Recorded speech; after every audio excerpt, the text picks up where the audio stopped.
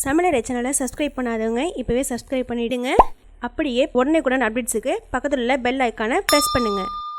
Welcome to சமையலறை. இன்றைக்கி நான் பார்க்க போகிறது எல்லாருக்குமே ரொம்ப பிடிச்ச, முக்கியமாக குழந்தைங்களுக்கு ரொம்ப பிடிச்ச தயிர் சாதம் தான். அதை எப்படி செய்யறது பார்க்கலாம். அதுக்கு தேவையான பொருட்கள்: 1 டம்ளர் அரிசியை கழுவிட்டு குக்கரில் ஒரு 6 டம்ளர் தண்ணி ஊற்றி நல்லா குழைவாக வேக வச்சு எடுத்து வச்சுக்கோங்க.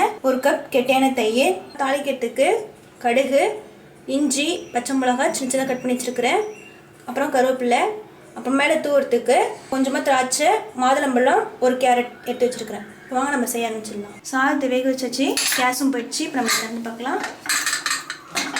இப்போ நல்லா இதை மசிச்சு வச்சுக்கோங்க.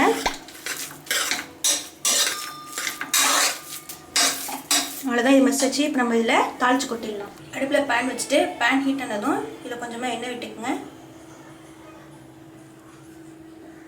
எண்ணெய் நல்லா சூடாயிடுச்சு. இப்போ இதில் கடுகு போட்டுக்கலாம்.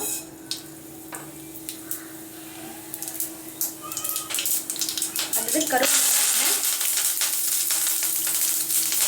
இஞ்சி, பச்சை மிளகாய் போட்டு அடுப்பு ஆஃப் பண்ணிடலாம்.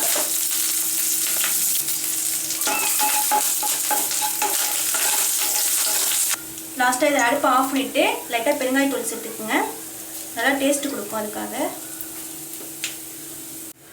இப்போ 1 கப் இதில் தயிர் சேர்த்துக்கலாம்.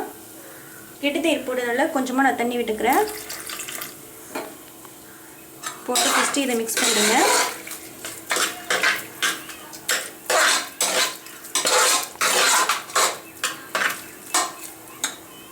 தாளிச்சு வச்சுக்கிறத உள்ள சேர்த்துடலாம்.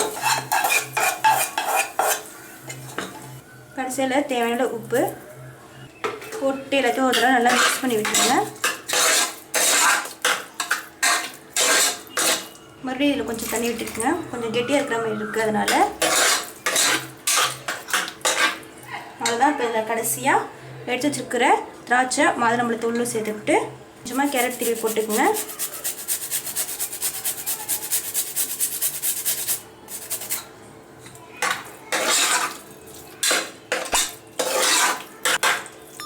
அவ்வளோதான். ரொம்ப அருமையான, ரொம்ப டேஸ்டான, குழந்தைங்களுக்கு ரொம்ப பிடிச்ச பழங்களோட டேஸ்ட்டோட தயிர் சாதம் ரொம்ப அருமையாக ரெடி ஆகிடுச்சு. இந்த டிஷ்ஷை வீட்டில் கண்டிப்பாக ட்ரை பண்ணி பாருங்கள். குழந்தைங்க ரொம்பவே விரும்பி சாப்பிடுவாங்க. இந்த வீடியோ பிடிச்சிருந்துச்சுன்னா சமையலறை சேனலுக்கு சப்ஸ்கிரைப் பண்ணுங்கள். அப்படியே உடனே அப்டேட்ஸுக்கு பக்கத்தில் பெல் ஐக்கானை ப்ரெஸ் பண்ணுங்கள். இதேமாரி இன்னொரு வீடியோவில் உங்களை சந்திக்கிறேன். தேங்க்யூ.